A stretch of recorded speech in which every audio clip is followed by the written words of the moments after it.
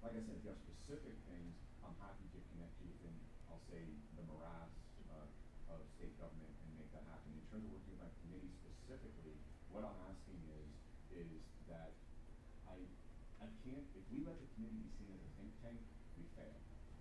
We're the legislative branch, we're not the executive branch. The legislative branch is supposed to legislate, and of course the executive branch does its thing judiciary. So what we are going to do is, I think about it this way: 1/3 think tank, okay? 1/3, what are all the pieces in order to get to the upper right quadrant of that particular, effort? And again, that could be workforce. If you need AV, some would argue you need everything we striped. Some would argue we need 5G down every state road to do that. I think NFC might take place of that. But again, whatever infrastructure needs to occur, that's that second third. And then the third is what legislative hurdles sit in the way. And let's take AV again. In the state of Georgia, in order to have a vehicle on the car, guess what? A vehicle on the road, it must have a steering wheel, gas pedal, brake, emergency brake.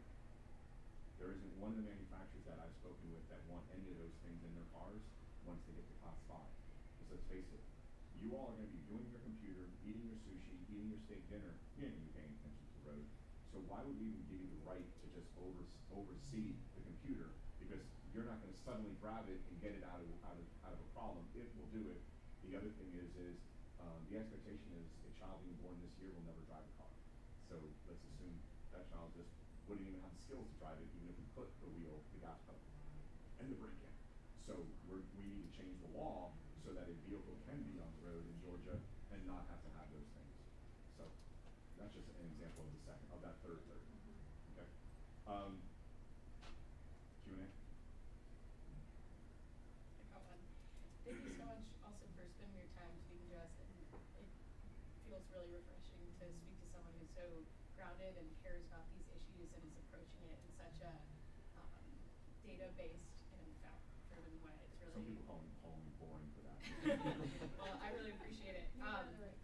So some of the things you mentioned, thinking about a data perspective and, how I like to use the analogy of, we've got 1 billion data points. It's like looking at the stars in the sky, and you can't see the Big Dipper or the constellation of all the noise. And so, the hardest part is getting started. And we think about all these big problems. We think about 2030.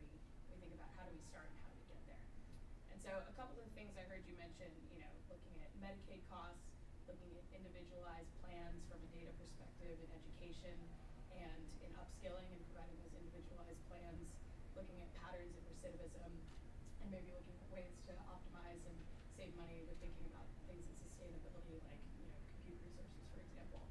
So what is most pressing? Where do we prioritize and get started? Because one way we like to engage is say, let's take an IBM investment and co-create together. Let's build something out in 4 to 6 weeks and see what we can do as like an MVP, and then build up from there. So we think big, Sure. Start small, scale fast. So what comes to mind to you is like where we get started? Because we talk about all these great ideas, and I want to make sure that we really get some movement on it. Well, I love the question because you're right. We can't boil the Atlantic. I wish I could, but I can't. I'll boil the backyard pool and maybe eventually get to an HOA lake and maybe eventually Lake Lanier. So your question is spot on. Unfortunately, my answer is I'll know next week, and I mean that. The governor, the speaker, and I are sitting down with my product roadmap, and that is where I will get the blessing, just like you all have to get the blessing from someone above you. I have to get the blessing from the executive of our state along with the head of our house. So I will tell you my hunch, given the fact that the governor has made several speeches about leading the country in EV, now with Hyundai coming in, I'm sure that will be part of it. And one of the things I always speak with him about is obviously the charging network. I think everyone who's talking about that right now is skating where the puck is at instead of where it's going to be. Mm-hmm. Everyone keeps assuming there's going to be a 250-mile battery, and I think there's going to be a 1,000-mile battery in 5 years. But the question becomes is, if you're a Georgian, how many times are you actually going to charge that darn thing outside? You're going to I think 99% of the time go home, slap the charger, and go in and go to bed. So if you're a 1,000-mile battery is my point. So what we're really, I think, solving for, assuming you even think batteries the way, and I think hydrogen is something we need to seriously consider, but we'll get into that in a second. I think it's Indiana Bob, the guy driving his family down to Disney World and using 450 miles on my roads. That's what I need to solve for. Do I need to have a charger for Indiana Bob? And also, how do I get my excise tax? he's gonna end up using 900 miles of my roads without even giving me a time. And I don't like tolls, and I'm definitely not gonna track you, because I believe in personal privacy. I gotta figure out how to excise something out of Bob for the use of 900 miles of roads and roads as he went up and back to Disney. So, and I don't think it's gonna be a charger, just like I said, he'll charge in Indiana, he'll get down to Disney without another charge, and he'll charge while he's down there and then come back up. So Chick-fil-A might be the only thing I get him on, so. Yeah. Okay. I don't even know. Yeah, at least twice. Yeah. Anything else? Well, I just have a comment. I think what you shared with us is a true responsibility for stewarding the technology, which also has a higher degree of risk. And that fits with why we've been focused on technology with purpose also. So I hope that we have the opportunity to bring some of those examples to you, but also go to the future with you too, where you see. Yeah, don't be shy. I know you don't. But just get me, just, when you email me, just do me a small favor. Please text me. I get a couple thousand emails a day. And for those who don't know, we're not Congress. We literally get, I'm happier this year. I only share my access with one person instead of two people. So Stacy's awesome. She's amazing, but she's still only one person. So if you email me, please do me the small favor of texting me and going, hey TJ, I got you an email at 2:18, and I mean that. Say like 2:18, because I'm guaranteeing you between 2:15 and 2:30, I got easily 100 emails. So if you don't tell me when, I'm going to go on damn, IBM.USA, IBM.com, IBM.this. Shit, where the hell's that damn email? Todd, one question that I have now, this is on the legislative side. In the state of Missouri, they're doing something, they passed a bill around trustworthy AI. And the reason that they did that, and so IBM is working with the state of New York relative to HR, so that in hiring practice, any AI tools or algorithms that are being developed, they have to determine if there are biases. So is Georgia a state that looks at any type of legislation around that? Typically, no. Right. We typically tend to be the type of state, look, I think many of our constituents make the wrong question to me. Hey man, what bill you sponsor? I'm like, no, you should ask them what bill would I kill. Because every time we pass a bill, no matter what the intention is, we make government that much bigger. And I would challenge all of you to tell me one government agency that works at a 5 out of 10, let alone a 10 out of 10. So the question becomes is we typically have a little bit more of a laissez-faire approach versus, I'm going to say, an activist approach. And I don't just say that because it's New York, but I do like to poke fun at that state. The thing for me right now is, and I just had a conversation with Spencer Fry, who's a Democrat out of Athens. He and I were having a conversation about the moral use of AI. And I said, look, I think I can hop on to that, but the problem is, how do you legislate morality? You immediately get into, I was raised mixed. My mom's family, all the way back to when Peter was the Tsar of Russia, is Jewish. My father's family is about as Christian as it gets, going all the way back to, the wars. And at the end of the day, this side has a very, I'll say, different view than this side. It doesn't make either side right or wrong. They pray to the same God. But at the end of the day, they have a different, I'll say, measurement of what moral behavior is. And so I'm always hesitant that it's not my job as the government. I'm just supposed to live your life, live into the happiness, and get out of your way. So That's the stewardess with responsibility. Right. No, exactly. So the question becomes is, can you work with the providers of the AI, with the businesses, with the authorities, with the associations, notice everyone other than the government, to start to create an environment of rewarding moral behavior, ethical behavior, versus the government telling you that? In my opinion, the government has a very limited role in your life. And again, it's okay if you all don't share that, that's all right. That's fine. But I strongly believe that, so I am cautious to move on anything other than, I'm going to say, as this young lady said, something that's hard, that's data, that's, that I can say, yes, there's left and a right, versus a measuring stick that frankly varies probably with every person in this room. Yeah. Thank you so No problem. much. Anything else? So, quick question. When you open, you talk about, your biggest mistake and Oh, yeah. you learn more Failed from your biggest miserably. mistake. I agree with you tremendously, right? That we Yep. have to learn from our mistakes. We learn a lot more from losing and a lot more from our mistakes than we do one is, do your counterparts share your point of view on that? Because I mean, even from an IBM standpoint, we have outages, or we have negative client experience. Those are actually really good opportunities for us, right? And to co-learn with our clients.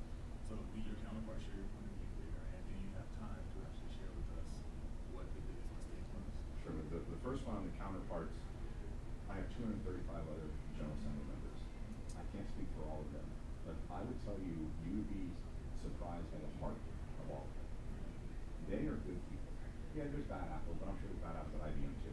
So, you know what I mean? But I'm saying, as a majority, it doesn't matter. I hate that R&D thing. I wish we could get rid of it. George Washington was right. We never should have had parties, and if we did have parties, we shouldn't have two. So he could not have been that dude. We should dig him up and go, I'm so sorry. Like, we failed you. I mean, you did what you did, and we literally failed you. But that being stated, great hearts. That doesn't mean we always agree, but just great hearts. I don't get. So I do believe, yes, there is. I think the American way almost is to give a second chance and understand that a mistake is a learning opportunity and not a sign of failure. I always get concerned about that because there shouldn't be a culture of where you failed once and that's it, you never come back. Because then we wouldn't have had our 16th president, and that would be a very disappointing thing for all of us, in my opinion. In terms of my biggest failure, and I still have the PowerPoints, and I keep them, and I will not get rid of them. I came up with a kiosk that lets you check into your airplane at the terminal and check in and do your bags and everything in 1999 and 2000. And I went to every airline and I pitched them. And I told them, this is it. This is where we're going. And they kept telling me, no, people want full service. I said, no, I think people want, they want choice. They want full service sometimes, and sometimes they don't want to see your ugly mug. They just want to just do it and be left alone. And I said, also, you're going to be able to save labor. So I still have the PowerPoints. I have a right to put them in like plastic things so they didn't go yellow too bad, because I want to be able to say to everyone, I'm not kidding, this is what it was.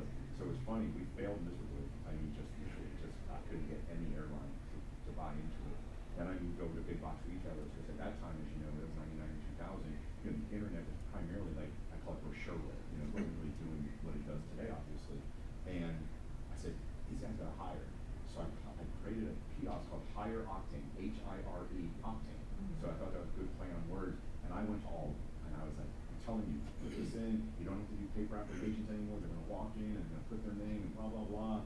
And they told me to pound sand too. So I literally just went right into a wall. And then, what was it, like 8 years later, maybe 2008, 2009, I walked into Hartsfield, I'm like, what the heck? I'm like, son of a So the bitch. mistake is that you didn't patent those ideas. Yeah, no, I didn't. No, but now, everything, I just got, my most recent patent was November 22nd, 2022. That was my most recent patent. So, yeah, but yeah, So you I could should web, keep so that one up. you're gonna be metaverse, cause you were already web 2.0 ahead of web 1.0, and I'm now web you something. metaverse something, Yeah. can that believe? Well, guys, I have a 2 o'clock. I appreciate you guys' time. Enjoy your time at the Capitol. If you need my, you have everything, right? My cell. Okay. So if you guys need anything, pleasure. For those of you who live in Georgia, just remember you have a representative. I'm happy to help you. Yeah. And if you don't live in Georgia, I'll have my chamber contact you. I'm from here, by the way, my husband, is a gator too. by Oh. the way. Yeah. The Lord is a gator. Remember, the sun is orange and the sky is blue. All right. Thanks, guys. Thank you. University of Florida, sorry, not Georgia. Wow. Okay. That was really, really Everyone can respond to him, maybe. I know. Yeah, one, yeah, maybe on the team talk with that, you know, we can look into it and all that, but it's simple thing.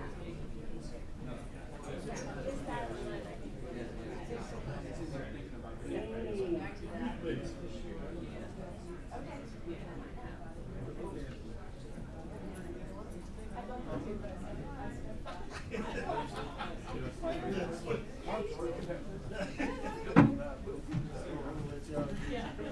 You want to sit right there, or you want to sit right here? It's up to you. Well, look, why don't If you want to control that, you want me to. It's up to you. Yeah, I'll sit right here. All right. Oh, yeah.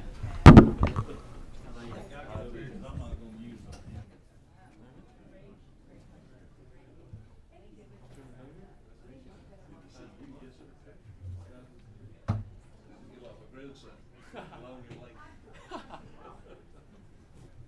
we got packets of the presentations for everybody. Okay, perfect, perfect. Because Thank some of the rooms, last room, they had us turned around, and then the legislature had to see the presentation. Okay. You good?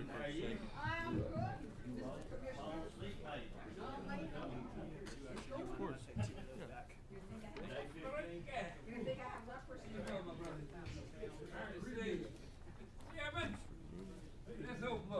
Let's open up.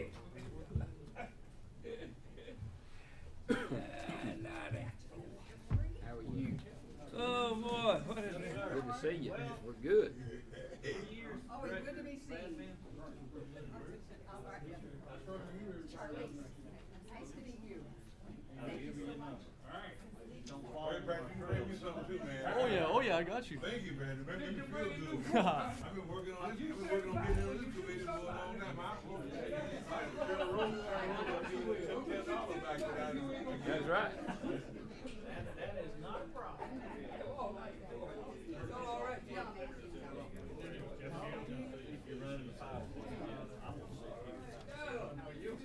What's up?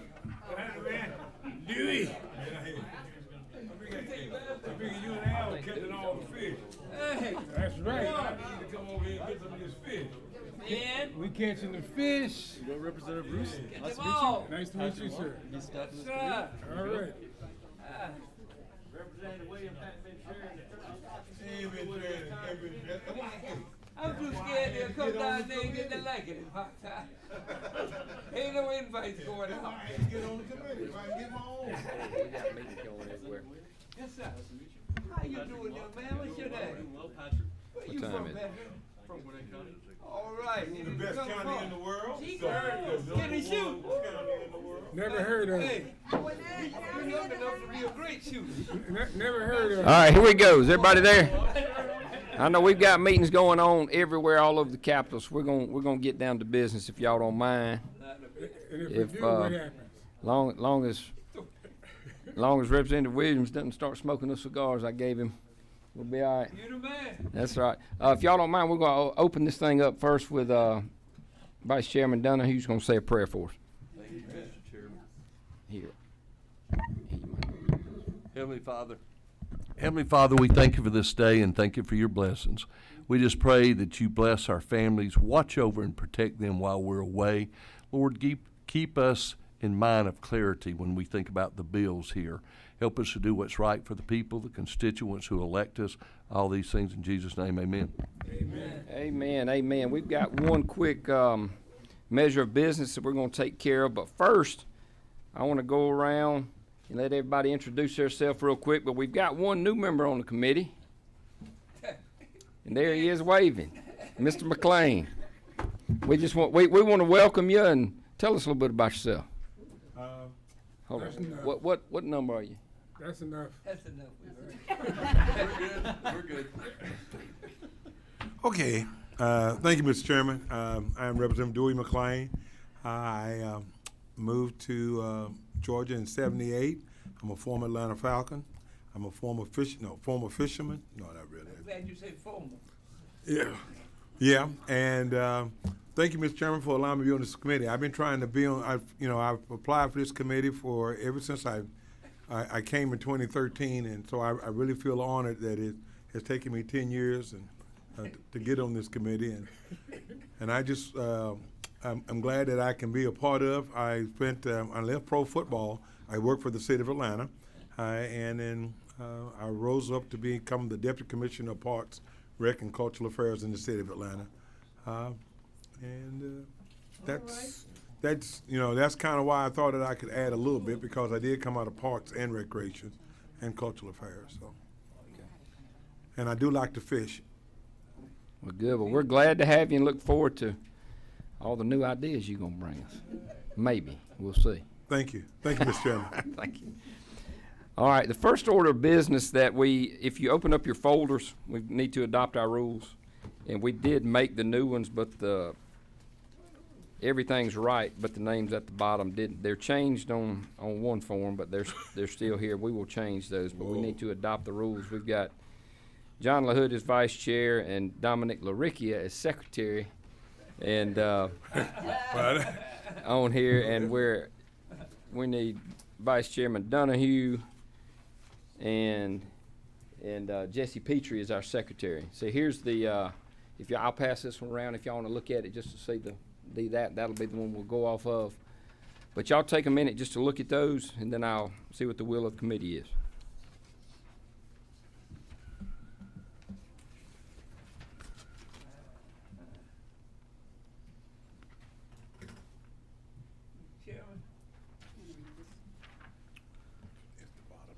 While I'm reading Yes, this, sir. just curious as I read, should I have a nominee that I want to put in nomination? You seem to have already typed the names out. On what now? I'm thinking about nominating somebody on one of these 3 rows here. I didn't know how much of a democracy we were living under, but I'm just testing the water. We go by what Mr. Speaker says, and that's what Mr. Speaker All says. right, moving right along. I like your creativity, though. Has everybody had a chance to look over those? Are there any discussions or questions? That now is that time? We've got a first, I've got a second. All in favor say aye. Aye. Any opposed? It's passed unanimous, so we have adopted our rules.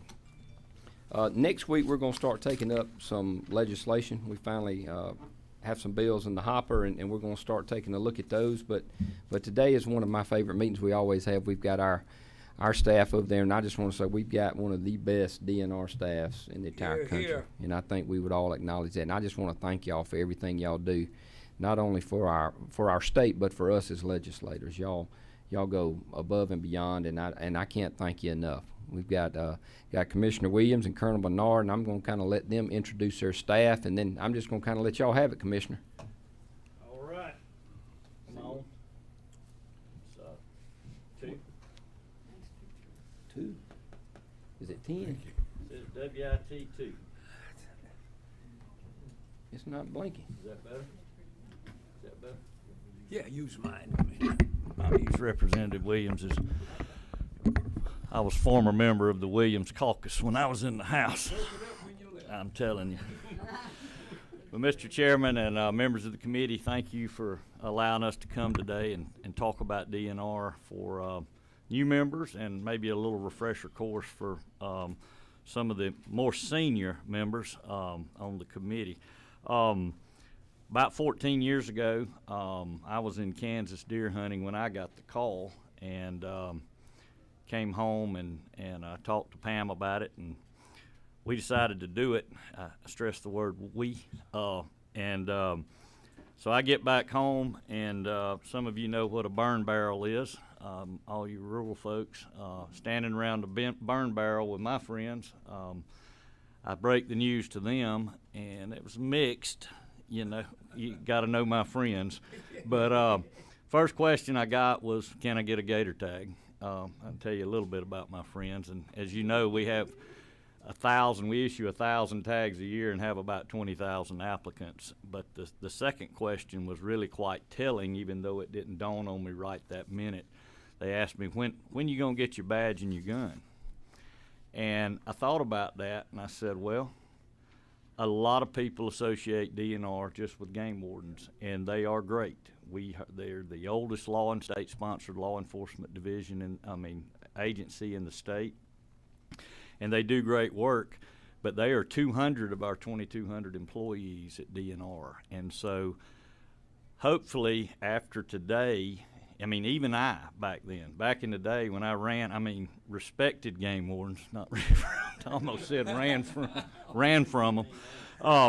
That's what you said. That was statute of limitations is well out on me, but even I as a private citizen would associate that too. So hopefully after today you'll have a better depth and you'll see the depth and breadth of our entire agency. From the time you wake up in the morning to the time you go to bed 24/7, 365 days a year, we do something that impacts your life through EPD or the 4 divisions that are under me. So with that, I'll turn it over to our colonel of our game wardens, Colonel Thomas Bernard, and he'll go through some statistics and what all they do in our law enforcement division.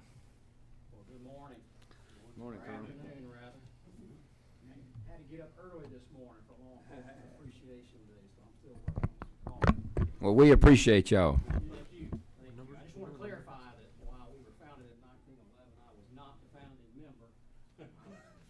To a second class. Well, I was talking to a group of kids not too long ago, and one of them, you could tell he was doing the math in his head, and I said, no, I came on the second year. He said, oh, okay. I said, I'm not 110. Come on. He was first year. But anyway, we've been around for a while. It's great to be here today, talk about the great work that our folks do all across this great state. I've got a little PowerPoint up there that shows you how we're broken down amongst our regions. We've got 6 regions with 6 captains, and our headquarters is there in Social Circle, Georgia. We are what I call a 24/7, 365 with only 200 people, and somehow these folks get it done each and every day across this great state. Of course, our mission is important that we know what that is, and that's conserving our resources and protecting the people that we serve out there who are out there on our waterways and in the woods there. As you know, our core duties are important because no one else does what we do, right? There's no other agency other than us that does what we do, and we are the only full-service conservation police agency in the nation. When you look at the other 49 states, they do some of what we do, but nobody does everything that we do. We are also here in the city of Atlanta, assisting GSP with crime suppression. We're across the state working our waterways. We're the primary agency for boat crashes and drownings and those sorts of things, and of course enforcing our hunting and fishing laws as well across this state. That's just one example right there of that individual who was lost in what is called Buffalo Swamp. If you're down in McIntosh County off the Altamaha River, that is a bad place to be if you're lost. 26 square mile area there, and this individual was lost for 3 days, and you can see the resources that were committed from our aviation unit to all the personnel. And it's always good when you bring one back from the brink of death when they're in the water below freezing. But we run 396 missions like this a year across this state. Our commissioner is often one of the ones that's on the front line with us, as you see there. That was a tornado response. We went across this state here recently in January the 12th with 10 different tornadoes. One there in Griffin, as you see there, with an EF3 tornado. Our folks are the first to run in to rescue people in the dark of night, and then we come back with our debris teams the next morning, which is made up of our parks and our WRD personnel as well. And our goal is to open up those roadways white line to white line to get that power back on. We know how important that is.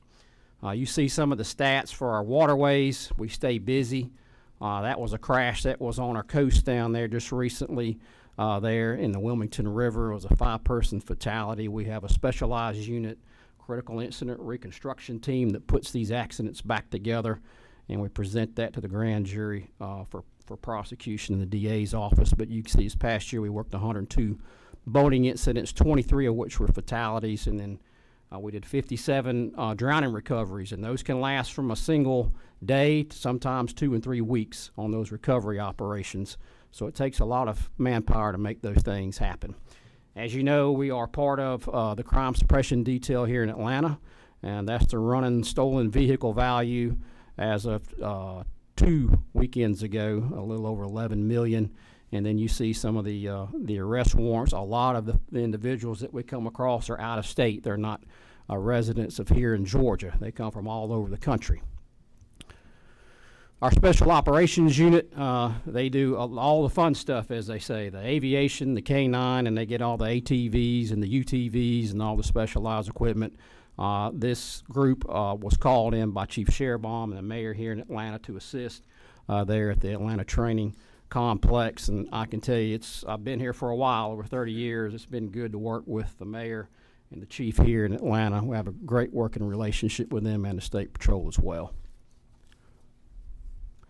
So our staffing levels, currently we're at 183. I want to say thank you to this legislative body.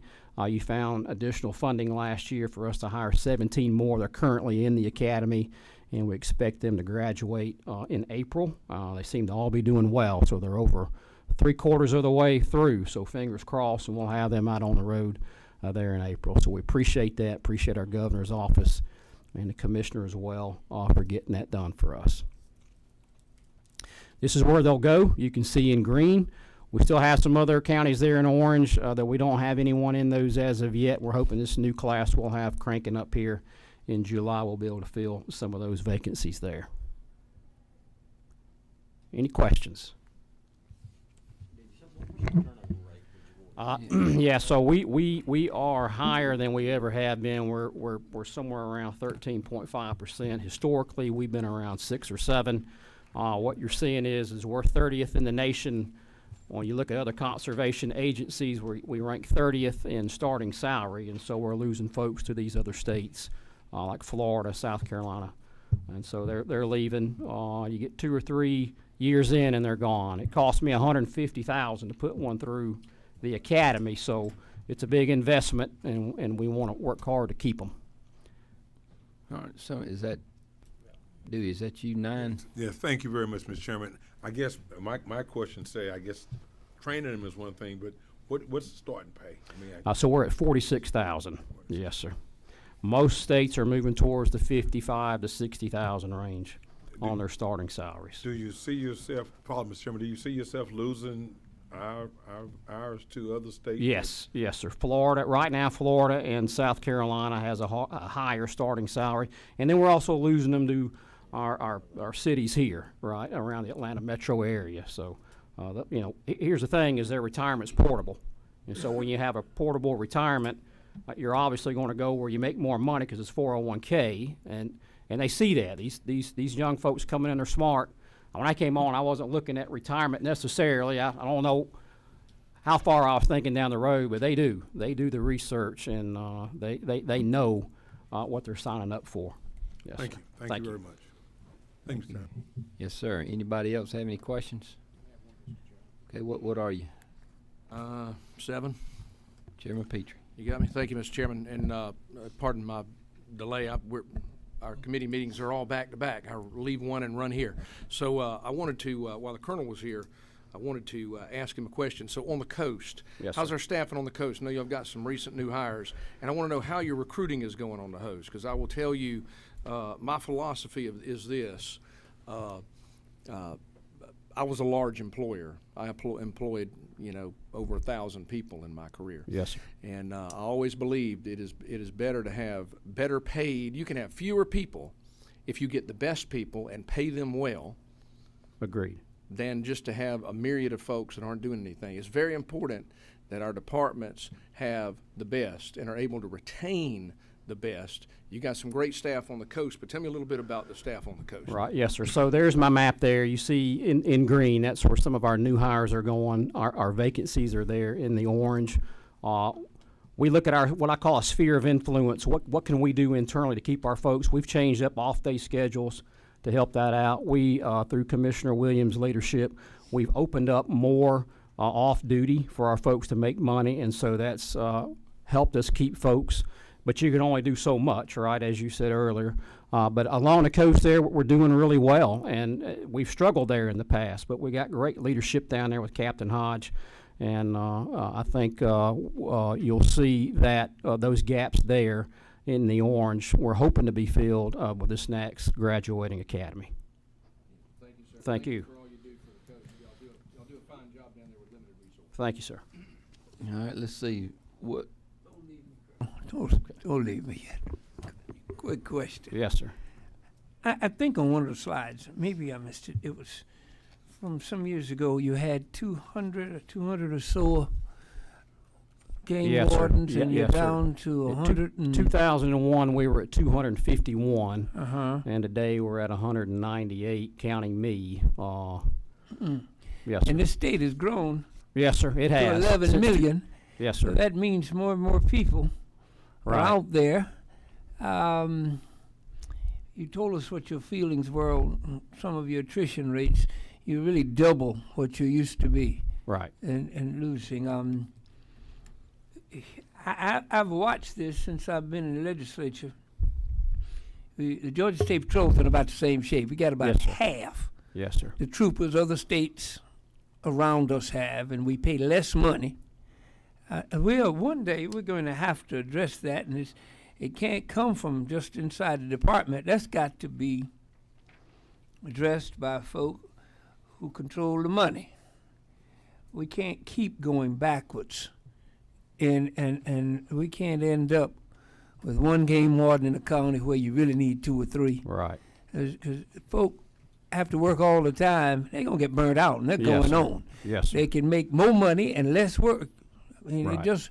I just think at some point I'd like to see a cost analysis done for how much it would cost to bring you back up to strength. You're 20 years later, Yes, you're sir. down 60-some people, 70-some people. I'd like to know what would it cost to get you back to a reasonable point, because there's no way in the world this state can keep growing, you keep falling, and you give the same service you can give. Thank you.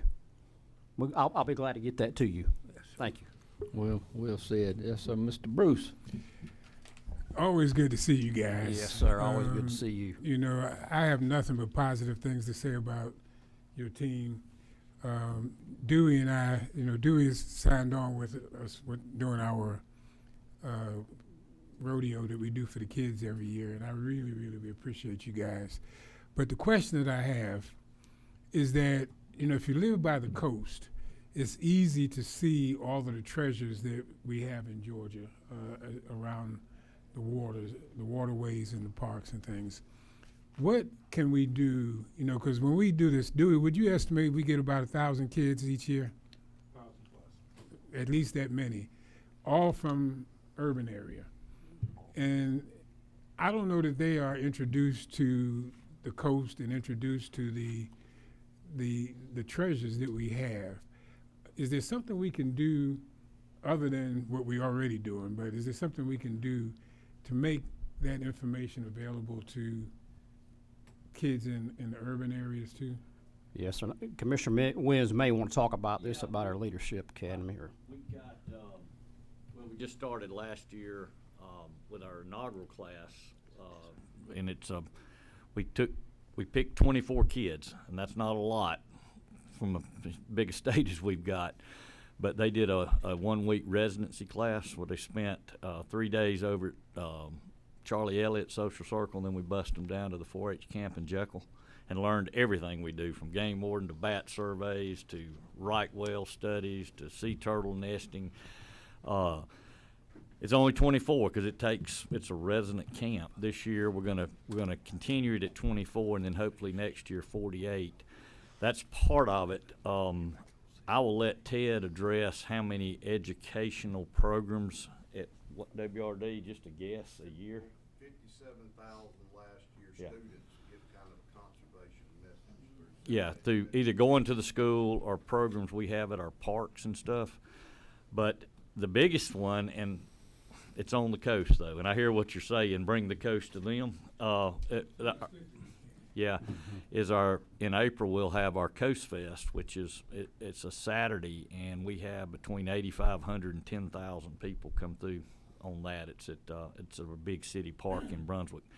But I'll get with you offline on some ideas you may have about the school system, and it's just geography with our coastal office down there, and so they do a tremendous amount of outreach around them. But we haven't brought the coast. That's a great point. We haven't brought the coast up to this part of the state. And one last thing. Have you guys worked out the situation with City of East Point and the park? I'm not familiar with that. We're still there. I think we're just still a tenant at will. Okay. All right. You get ready to say something?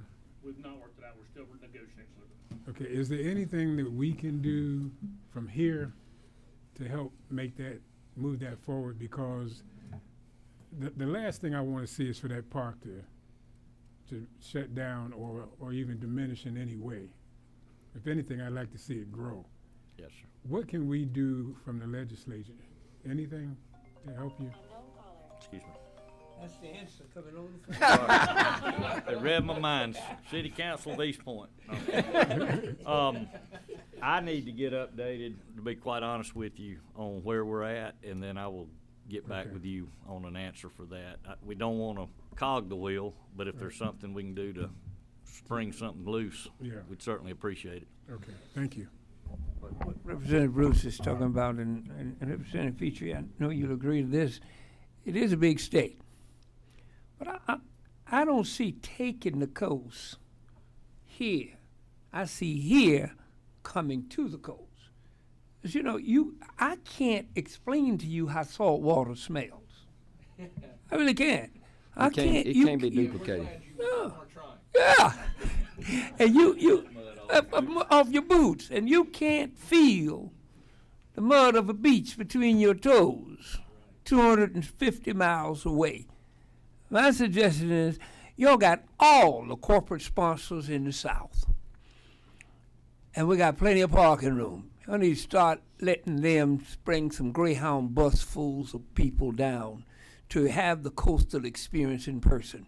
Because till you take a Greyhound bus and let that boat go over the Sapelo 2 or 3 times and them see it themselves and not be reading about it in a book, you're not going to get the coastal experience. They can just look at TV and get it. But you got to feel it. So bring some kids and then do it continuously, because if you got 1,000, it ain't hard to get transportation for 1,000.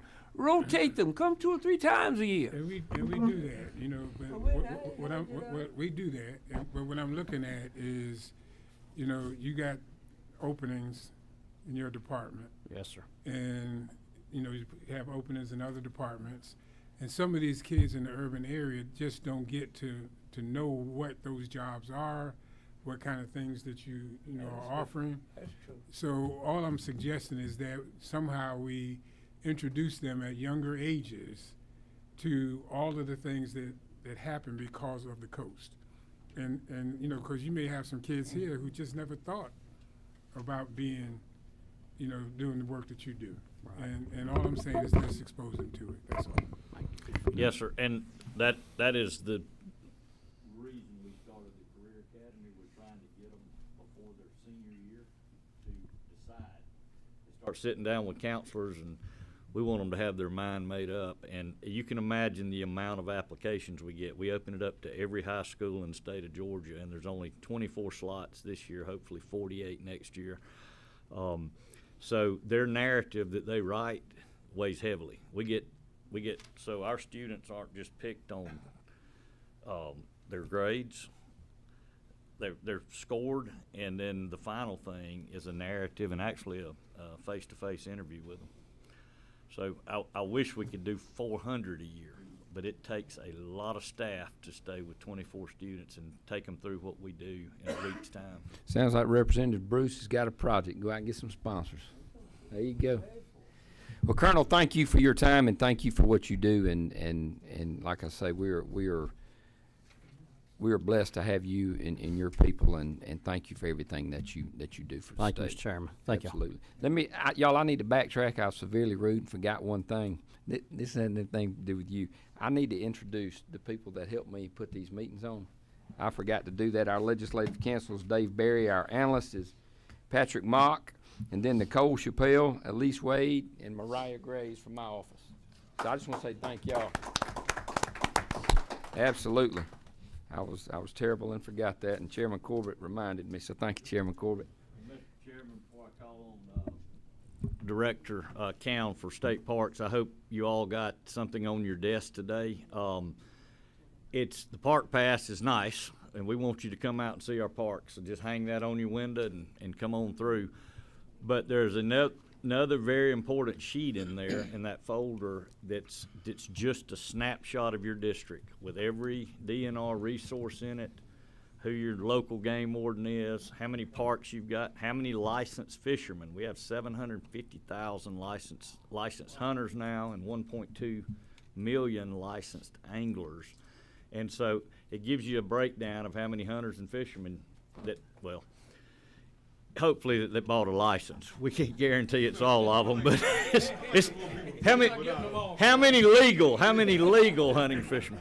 And I need to back up a little bit, Mr. Chairman. I didn't introduce Walter Rabin. I know a lot of you know him, but for the new members, our Deputy Commissioner right here, Miss Artesia Gaston. She's Director of Administrative Services right here. And then Donald Kirkland.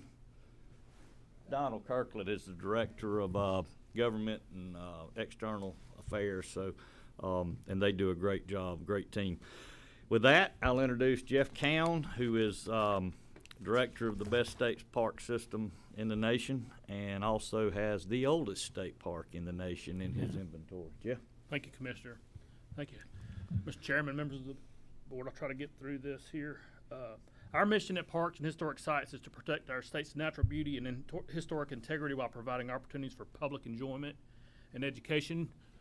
We do this through 48 state parks, 15 state historic sites over 86,000 acres, 8 golf courses, 2 welcome centers, an excursion train, 4 lodges, 11 partner sites, and over 900 miles of trails. And as you can see from the map on the right, we're spread all across there from the coast to the mountains to southwest, all across the state, providing people opportunity to recreate. We have over 14.2 million visitors last year, so it created an economic impact of 1.5 billion plus and supported over 12,000 local jobs last year. So it's a big deal having state parks out there.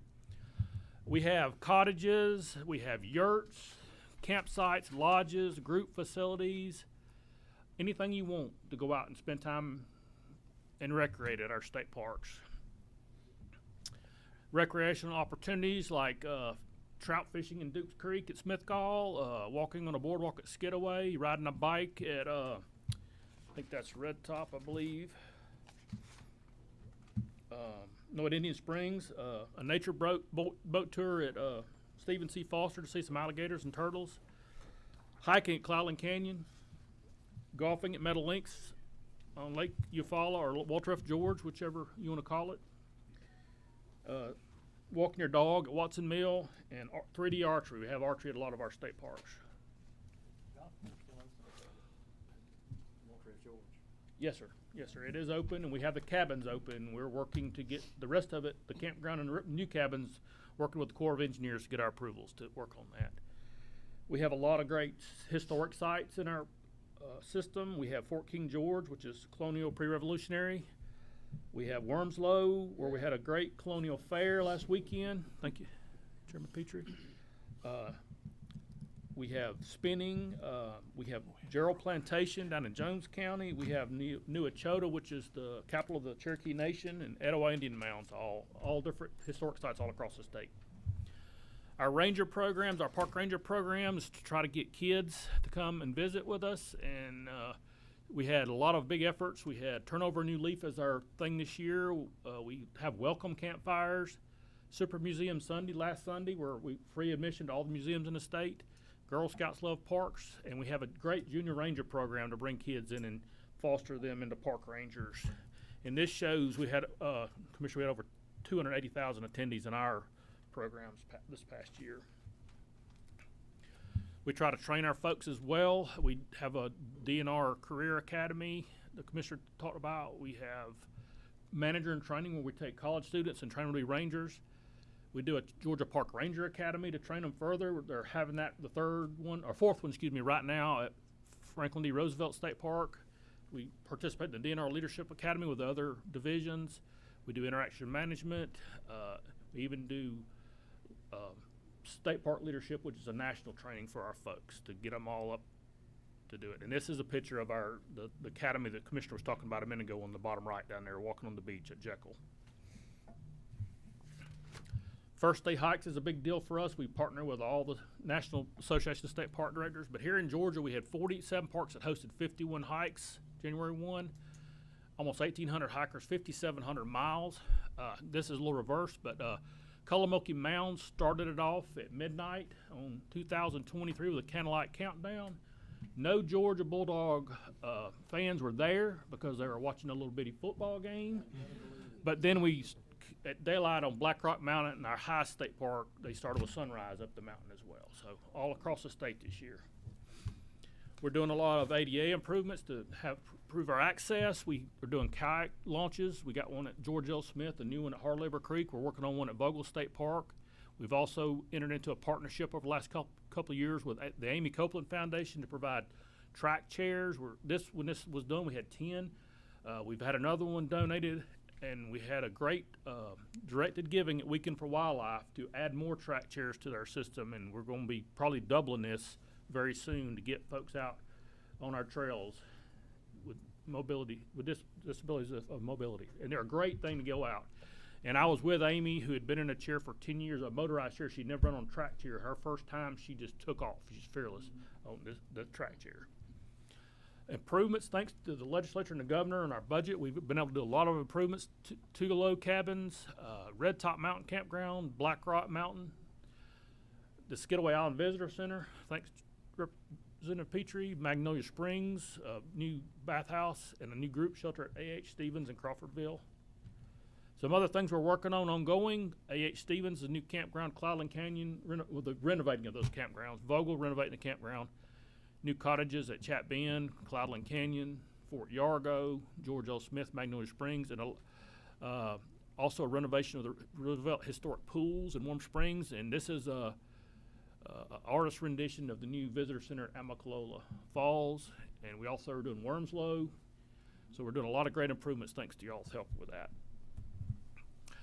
For your golfers, we have a third annual golf cup on all our state park sites, and I think Deputy Commissioner Rabin wants to win with his team this year. He's trying to get out there and play the courses beforehand, but it's a great time to get bring a lot of marketing to our golf courses.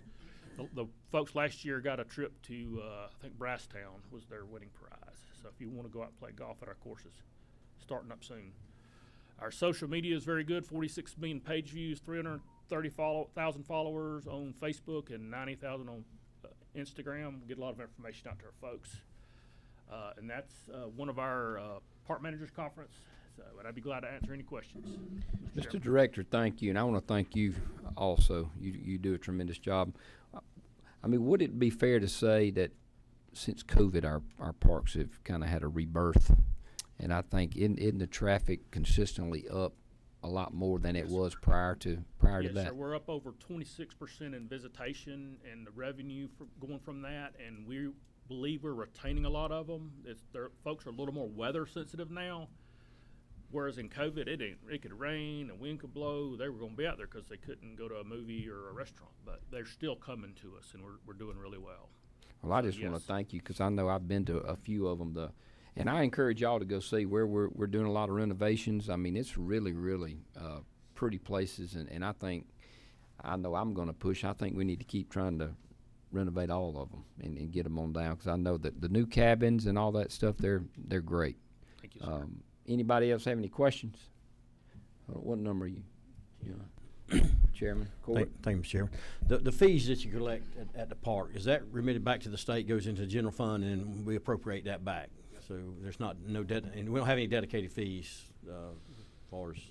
The only dedicated fees in the rule is the park pass is dedicated to maintenance of the parks, but we are pretty much self-sustaining. Y'all do help us tremendously with renovations and all, but last year 18% was state operational funds and 82% revenue funds to support the parks. 82% that we generate. The revenue generated, yes, sir. Okay. Chairman Petrie. Yes, sir. Thank you, Chairman. Director Cowan, I wanted to ask you just maybe a silly question, but we have done under this commissioner so many acquisitions of land in our WMAs, land all across this state. Huge success that, by the way, doesn't get recognized enough. How much land we've added in Georgia and protected forever. Do we have are we trying our best to try to target land adjacent to our parks where we can? Because when you speak about the increase, of course, the unbelievable increase in our population in this state, you talk about the increased visitation, which is all fantastic. A lot of our parks obviously are limited in size, but where we could add land adjacent to those parks would be a huge success for us for going forward. And I just wonder if we're trying to do that where we can, reach out to adjacent landowners, et cetera. Yes. A current example is Amicalola State Park. I think we just added 2,000 acres there. We had a willing seller. Sometimes, you know, if you go looking, but this was an unsolicited offer to us to make the park bigger. So we're constantly looking for those because a lot of people don't know, but we offer quota hunts on our state parks. Jeff gets with Wildlife Resources, and we use it as a population management tool, but they're also highly sought after quota hunts on our parks. We do Panola Mountain right here in Atlanta, believe it or not. So yeah, we're constantly looking for that and lands with high conservation values. But any in holdings around us would always pique our interest. Yes, sir. Thank you, Mr. Commissioner. Is this Representative McLean? Yes, thank you, Mr. Chairman. You know, I guess I was wanting to be on this committee for a long time anyway, but only because all my seniors kept coming to me and says, Dewey, you know, we got to keep paying for our fees, but back in the old days, you know, we got fishing free and everything else if you were old. But then all of a sudden, I think that it went to a one-time $35 for lifetime or something like that. So we have an annual park pass that you can purchase, and the senior citizens get it's $25 a year, and so you can get into all the state parks all year long. Okay, so that was one, but two, now the fishing license was the other.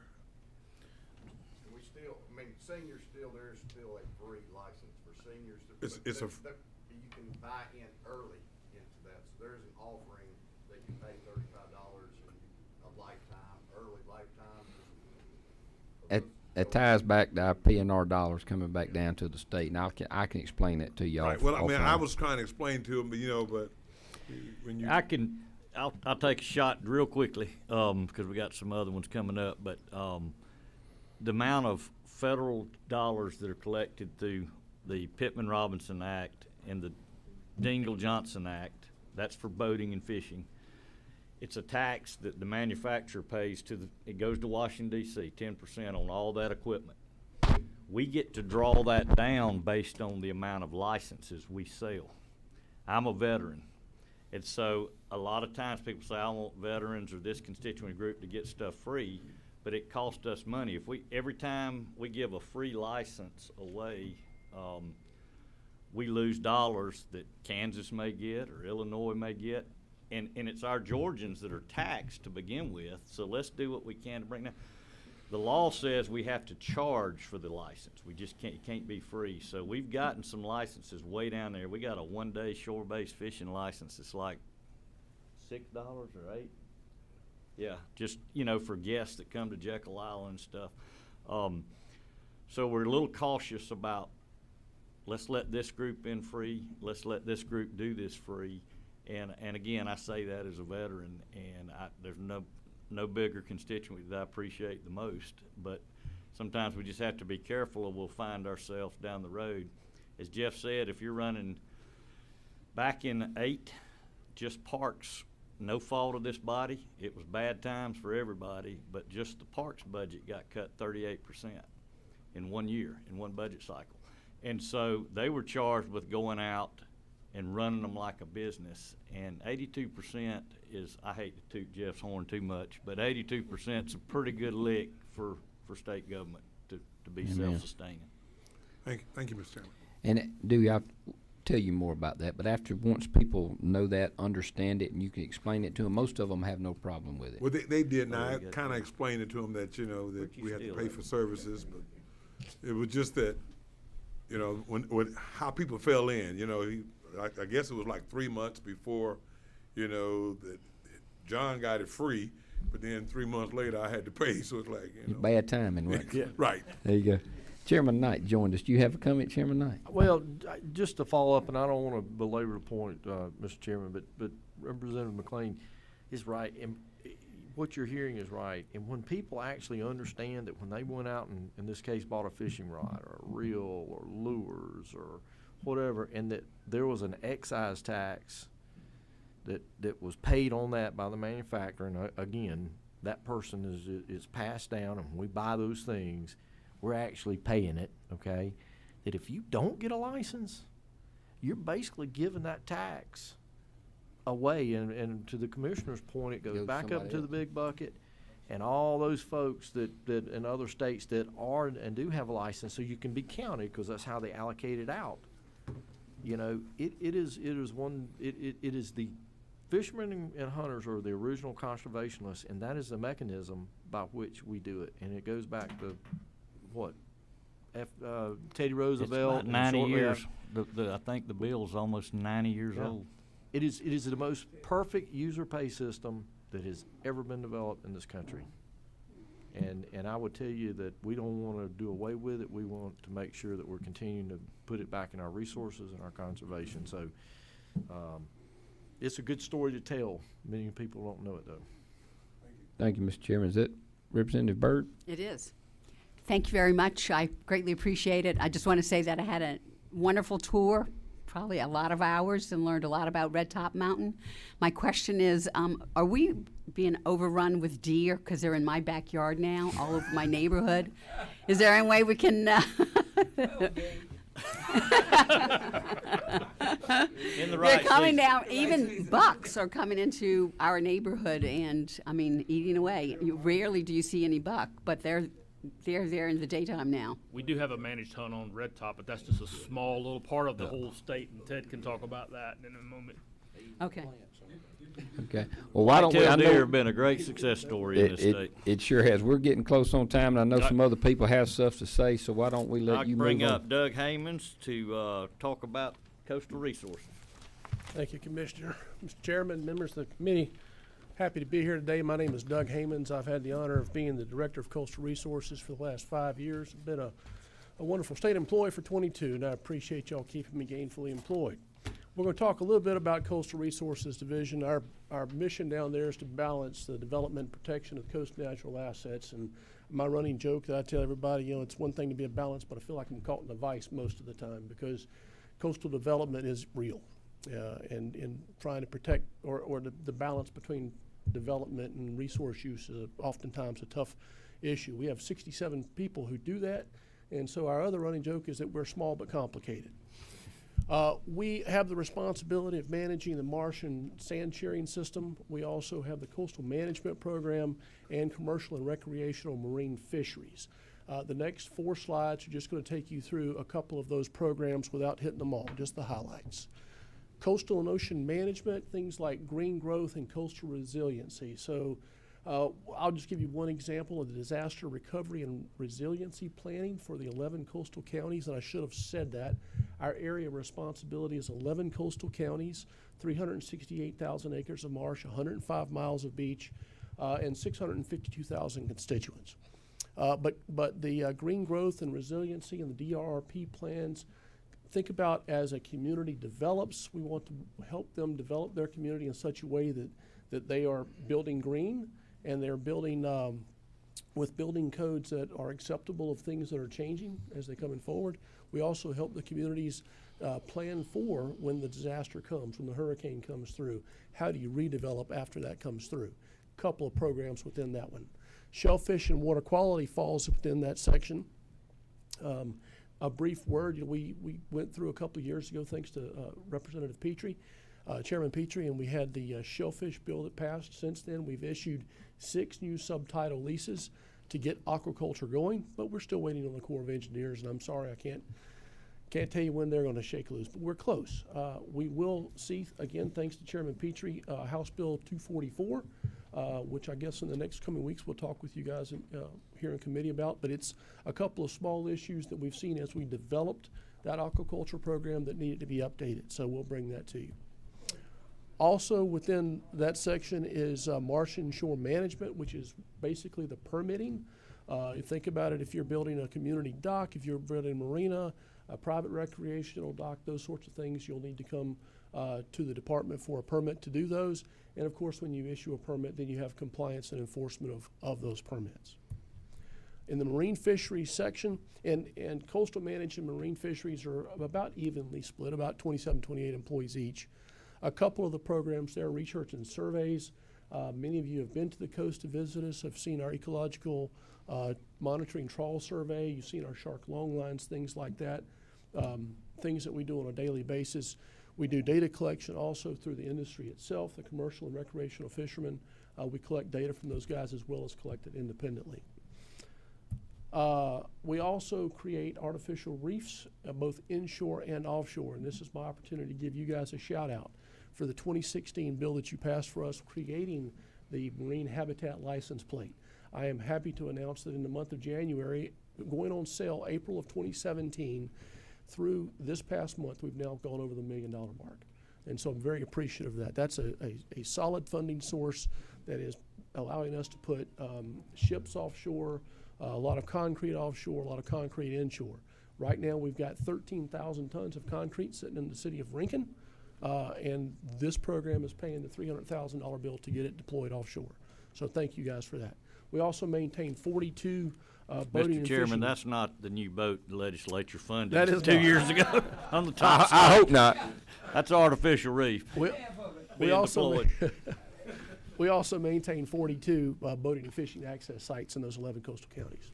A quick word that fish do not adhere to political boundaries. That is, a red drum may be in South Carolina today, visiting with us tomorrow, and then on down to South Florida later on. And so we work cooperatively with the Atlantic States Marine Fisheries Commission and the South Atlantic Fishery Management Council to manage many of our species cooperatively. We also take citizen involvement very importantly, and we have a number of citizen advisory councils that we work with. As with everyone else, we have our administrative unit, which is the smallest of our units, and a quick shout out about, as the commissioner said, Coast Fest is April the 22nd. That is Earth Day. It's at Mary Ross Park in Brunswick, and we do have between 8,500 and 10,000 people, as the commissioner said, visit us each and every day there. A quick word about funding. We are up 2/3 federally funded.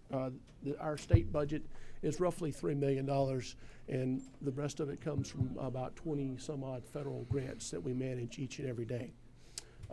And I know I ran through that, but trying to make sure that you have plenty of time for questions.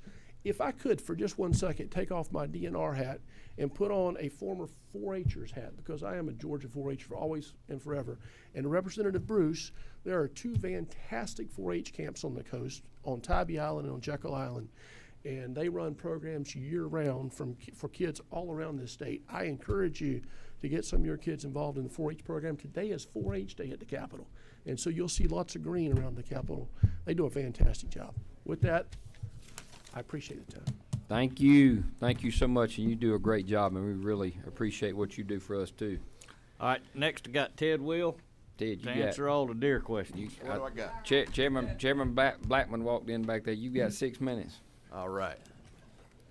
Well, first off, in short order, God bless this state deeply with a lot of great wildlife resources. So I have a challenge to kind of indicate that with that blessing comes a lot of responsibility, and our division has oversight of that. So our mission simply is to conserve and promote fishing, hunting, wildlife resources throughout the state, and that includes management, education, and research. Quickly, it's hard to put this in context, but right now we have people stocking trout in North Georgia. Right now, we have people working across the landscape with prescribed fire to improve habitat. We have ferry operations on the coast. We have a community on Sapelo Island. We have people out looking for right whales. So again, even here in Atlanta, we have folks responding to wildlife nuisance calls. We have a Gateway to Fishing program rolling now in Atlanta. I just give you that to the context of, the commissioner mentions the depth and breadth of what we do. We're in the middle of that. So 125 wildlife management areas, over 1 million acres, tremendous amount of activities ongoing on those properties. 11 public fishing areas, 130 lakes there intensively managed for fishing, and 800,000 visitors to those places. 10 fish hatcheries, extremely important. Millions of fish are being stocked in the state each year throughout our activities. 168 boat ramps. We've got a boating access program, 4-man crew out there building boat ramps, maintaining boat ramps. 47 public shooting ranges. Target shooting is huge growth area in our state. It's important. We're building new ranges, doing more. So we're real proud of that program. 7 education centers. We mentioned it earlier, 57,000 students getting a great conservation message at these centers. So that's important to us. Again, 500,000 acres of open water bodies that we're out sampling, measuring, making management recommendations for our fishermen. So again, a lot going on, and that doesn't include all those other species, again, that we don't fish for or hunt for, which is a huge task. I mean, that's, Georgia, again, is probably top in the nation when it comes to the number of species that we have, just because of the unique habitats we got. 4,000 different plant and animal species in the state. And that's under our purview. I mean, we got responsibility there. So I'll move on real quick. These are our customers. We've already talked about that. Huge, anglers, hunters are big business in Georgia. So extremely important.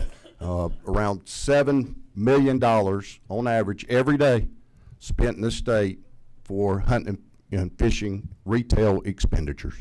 That's big business. So that's important.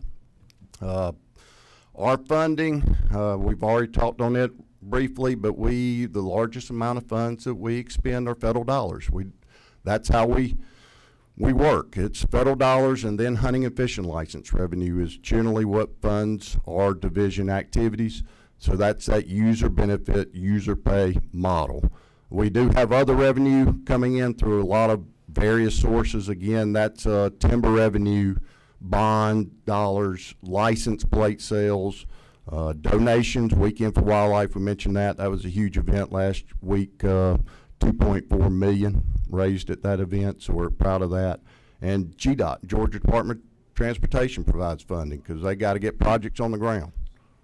But anyway, I just wanted to mention that. And finally, this is kind of those, we mentioned COVID. I just wanted to point out, we saw, I apologize, but I guess, am I too close to this thing? Cutting in and out on me. I don't think it's you. But anyway, we saw a big bump during COVID. The good news is it hasn't declined much. We're still generating a great amount of hunting and fishing license revenue in the state. Our license numbers are stable, and even when you look to our wildlife tags, which does fund our wildlife conservation section for those non-game species, even that funding source looks real stable right now. So we're happy about that. Just some highlights real quick. Burton Buford hatcheries, cold water hatcheries up in North Georgia are in full operation. We stock about 1 million trout each year. We don't have a trout fisheries for our public unless we're stocking those fish. We got a warm water hatchery facility just finishing up down in South Georgia. We had 5 state record fish last year. One of them tied the world record. That red breast sunfish tied the world record, so we're proud of that. Liberty County last week, sheephead. Uh-oh. Okay. Ooh. Finally, these are just some other numbers. 75,000 acres of prescribed fire activity on the ground last year. We're proud of that. That's the most for our division since we've existed there.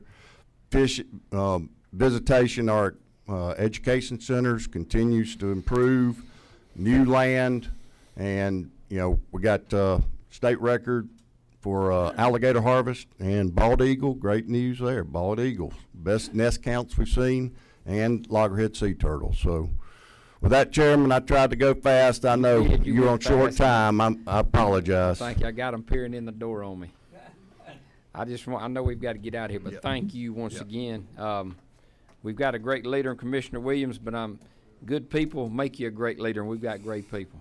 Thank you, Mr. Chairman. And these guys get tired of me thanking them because hopefully it's getting in the rearview mirror. But when COVID first started, I met with the governor, and under his leadership, he decided that all hunting, fishing, boat ramps, beaches, state parks were going to stay open in this state. And we're the only state in the nation I know of that kept everything open, non-resident and resident hunting. And I really appreciated his leadership on that, because that first month of quarantine, I was in there with 2 sets of twins. And I said, you got to get outside. But these guys pulled it off, and it was scary early on, as y'all all know. Nobody knew what we were dealing with, and they bought into it, that we're staying open, and went into it with the right attitude, these 4 division directors, and that permeated down through the department. And from online registration for campsites, they pivoted and gave Georgians a place to get out. We thank y'all. We thank you for the report. Meeting adjourned.